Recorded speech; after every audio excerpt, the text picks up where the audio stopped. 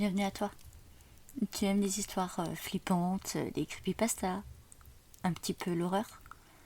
Viens, installe-toi avec moi auprès du feu. Par contre, prends un plaid, peut-être un cookie aussi, et viens découvrir une nouvelle histoire maléfique.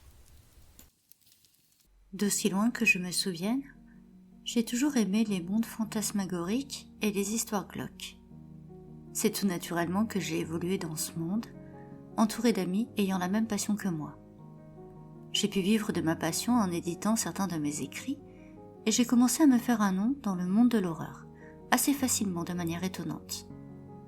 Ma meilleure amie, quant à elle, est une artiste peintre qui joue de ses pinceaux pour laisser libre cours à sa folie. C'est un soir, alors que Bérénice m'avait invité à dîner chez elle, que nous parlions de nos derniers projets. Je travaillais d'arrache-pied sur l'histoire d'un meurtrier en série qui s'avérait être lui-même le policier qui le pourchassait.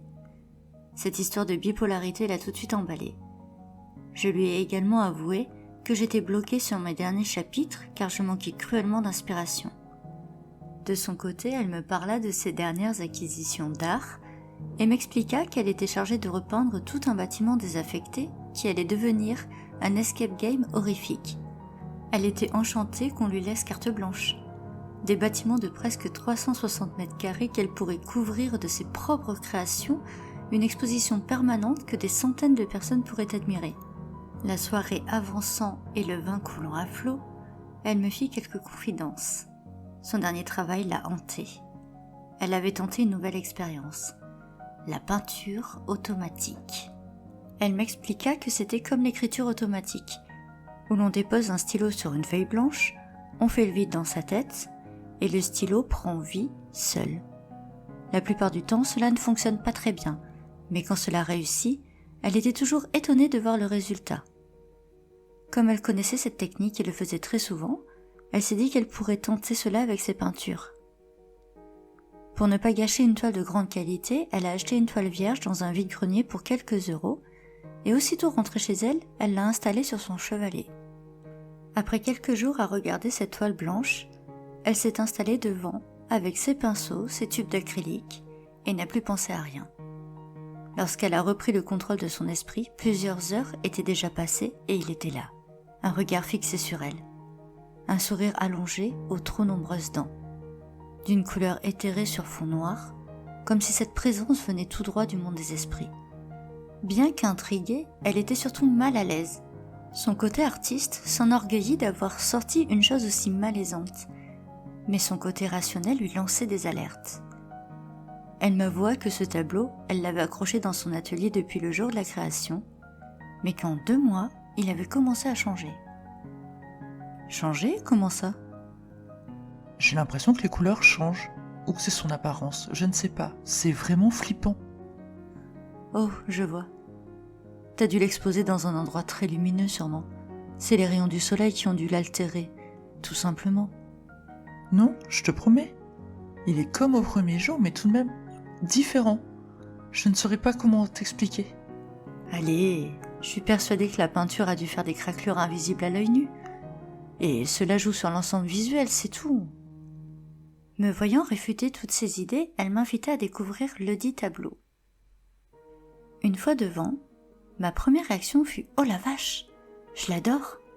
Il est exactement ce qui me manque dans mon bureau. » Je me sentais hypnotisée, attirée par ce monstre sur la toile.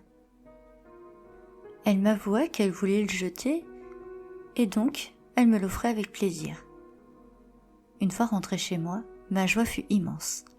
Je traversai la maison et entrai dans mon bureau. Au-dessus de mon ordinateur, le mur vide trouvait enfin la décoration adéquate. Un monstre pour des écrits d'horreur. J'étais persuadée de ne jamais tarir d'inspiration avec ce dernier sous les yeux.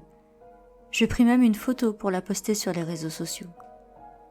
Le lendemain, je me mis au travail et pus faire 4 chapitres sans m'interrompre une seule fois. Alors que je partais pour me faire un café, je me retournais pour regarder le tableau. Je ne sais pas pourquoi, je me suis mise à lui dire merci. Comme si sa seule présence m'avait donné des ailes pour continuer mon roman. Au bout de 5 jours, ce dernier était achevé. 800 pages d'écrits de pure terreur. J'étais très fière du livre et en offris une copie à Bérénice. Son nom d'ailleurs apparaissait sur la page des remerciements. Elle et son tableau bien évidemment. Elle se mit à rire.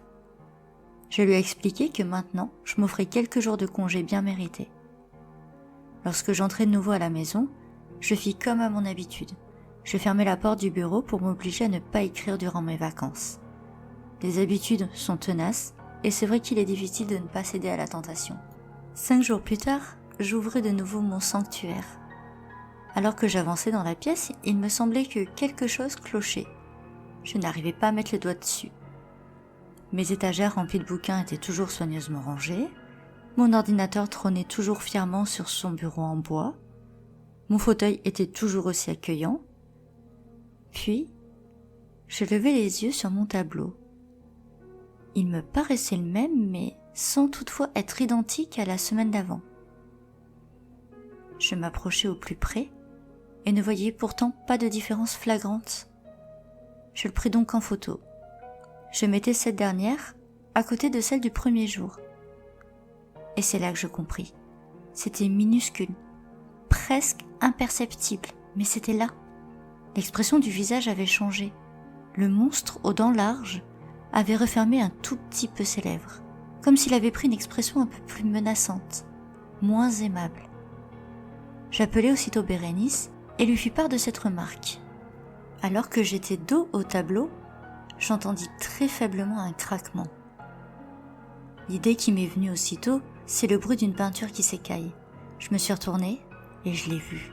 Cette fois, c'étaient les yeux qui s'étaient agrandis. Il avait l'air furieux. Furieux de me voir le délaisser.